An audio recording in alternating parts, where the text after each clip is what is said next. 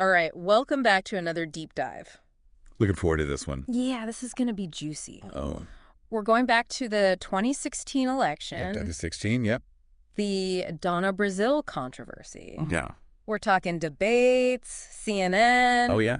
all the good stuff. Lots to unpack there. Yeah, our source material is an audio clip Okay. from the Next News Network, I know it. a conservative-leaning outlet. Right. So, as always, our goal is not to take sides. Right. You know, we're just here to unpack the facts Just the facts, man. and present different perspectives. Right. So you, our lovely listener, can draw your own conclusions. Absolutely.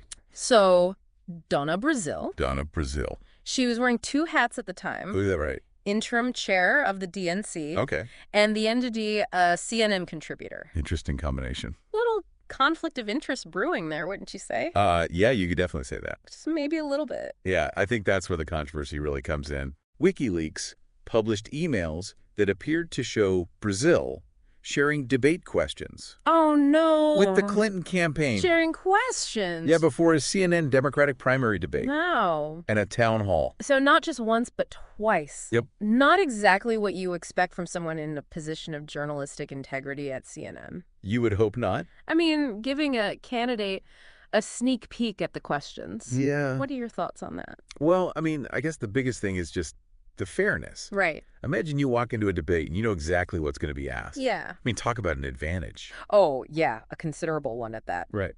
So how did CNN react to this? Well, they were not pleased. How did you not?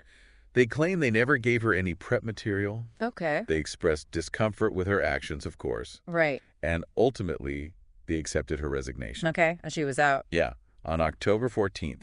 But there's a little more to the story. But here's where it gets a little interesting. Okay. Tell me more. They didn't announce it publicly until October 31st. Really? Yeah, just a few days before the election. Interesting. The Next News Network suggests this delay was strategic Oh, really? to try and minimize the fallout. So maybe try to sweep it under the rug close to the election? Maybe. What about Brazile? How did she respond? She kept it pretty minimal. Okay. Tweeted a thank you to CNN, All right. her colleagues, Godspeed, that kind of thing. No apology. No explanation. Just Godspeed. Just Godspeed. Interesting. Seems like she was trying to distance herself Yeah. without, making things worse. Adding fuel to the fire. Right. But the Next News Network. The Next News Network. They didn't hold back, did they? Not at all. Not one bit. The host, the guest, Bernard Van Offhouse, strong language, Okay. they accused Brazile of rigging the debates Wow. to help Clinton win. Rigging. That was the word. Okay, that's a serious accusation. It is. What are they referring to specifically? So they point to the emails as evidence. Okay. They suggest that giving Clinton's campaign the questions ahead of time was manipulation. Okay, so their definition of rigging is this unfair advantage. Right. Tilted playing field. Not like vote tampering or something like that? No. No, okay. Unfair advantage because of Brazile's actions. Okay, so the playing field was tilted. Right. And they go even further than that. They bring up Debbie Wasserman Schultz, Oh, yeah. the previous DNC chair. Okay.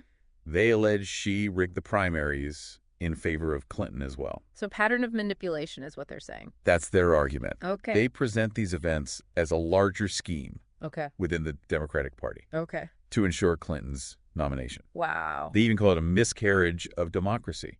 Miscarriage of democracy. Those are some strong words. Yes, very loaded. What do they mean by that? So essentially, they're arguing that these actions violated the principles of a fair and democratic process. Oh, They claim it was a deliberate effort to disenfranchise Sanders' supporters right. and to undermine the integrity of the election. Wow. That's what they mean by miscarriage of democracy. That's a pretty bold statement. It is. I mean, it's clearly intended to resonate with a specific audience. Oh, for sure. People who already maybe have some distrust of the Democratic establishment. Yeah, they're tapping into those existing anxieties and frustrations Right. to bolster their narrative. So they're framing these events in a way that confirms biases. Absolutely. And reinforces the worldview of their audience. Right. Playing to their base. Definitely something to keep in mind For sure. as we unpack this story further. Yep. It's wild how they bring in the FBI investigation into Hillary's emails. Oh, right, the emails. Yeah, like they connect it back to this whole miscarriage of democracy idea. I remember that whole thing, the FBI reopening the investigation just weeks before the election. because of those emails on, what was it, Huma Abedin's husband's laptop. Yeah, exactly. And, Vanna's house, he's not exactly a fan of the FBI. Skeptical. Oh, yeah, points to past controversies and all, but he really thinks the timing of this whole reopening thing is fishy. So they're saying this was another attempt to mess with the election.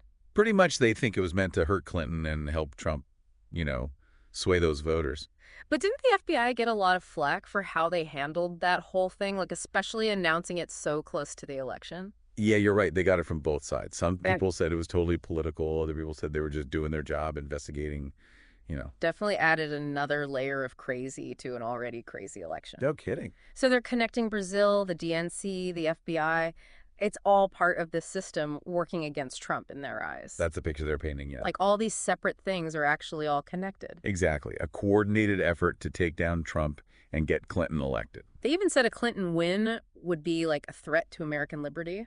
They did, didn't they? That's a big statement. Yeah, pretty extreme. Do they have any proof to back that up? Not really. It's a lot of speculation, connecting the dots, building this narrative of a rigged system, but not a lot of hard evidence. So it's more about creating a feeling of wrongdoing than actually proving it. I think so. Yeah, they're using strong language, playing on people's anxieties, feeding into those existing beliefs about the political system. It's interesting how they go from all that to promoting the North House's Trump dollar. Oh, yeah, the Trump dollar. Like it's some symbol of fighting back against this corruption and supporting democratic voting. Smart, right. I don't know, it feels kind of contradictory. They're saying the system's rigged, but then they're also selling something to supposedly support it. Right, it's like they're making money off the very fears they're creating. It's all a bit cynical, if you ask me. Yeah, a bit. But let's get back to the debate questions. Did Brazile actually give Clinton an advantage, or what? That's the big question, isn't it? Brazile always said she didn't do anything wrong. Yeah, she said she just wanted to make sure all the candidates were prepared. But sharing the questions beforehand, that's got to go against some kind of journalistic rules. Right? Absolutely. It just looks bad, biased. So even if she had good intentions, it still wasn't okay. That's the problem right there. Whether she meant to help Clinton or not, it looks like she did, and that hurts everyone's trust in the media and the election process. Makes you think, how much does stuff like this affect how we see elections? Definitely raises some questions. Like, if this can happen, what else is going on that we don't know about? Exactly. It's easy to feel like the whole system is messed up. Yeah, a bit disillusioning. I get it, but it's important to remember this is one incident. It doesn't mean everything's broken. We just got to stay vigilant. Yeah. Hold our leaders accountable, demand transparency. So what can we do to make sure elections are fair, that our voices are heard? A few things: we can educate ourselves on the issues, and the candidates get out there and vote, have those tough conversations with people, and hold our elected officials accountable. Be an active citizen. Exactly. Can't just sit back and hope for the best. It's empowering to remember we have a say in all this. Absolutely. But going back to the next news network for a sec, they had a pretty interesting take on Hillary voters. Oh, yeah. They asked Vanna's house what he'd say to one, and he basically said they were brainwashed. Right. Yeah, couldn't see the truth or whatever. That's harsh, dismissing a whole group of people like that. It's that classic us versus them thing. Yeah. Trump supporters are the true Americans fighting for change, and Hillary voters are just, I don't know, lost or something. Doesn't sound like a recipe for a productive conversation. Not at all. It just shuts things down, demonizes people, makes it harder to find common ground and solve the real problems. So it's not just what we talk about, but how we talk about it. Exactly. Got to be respectful, listen to each other, even when we disagree.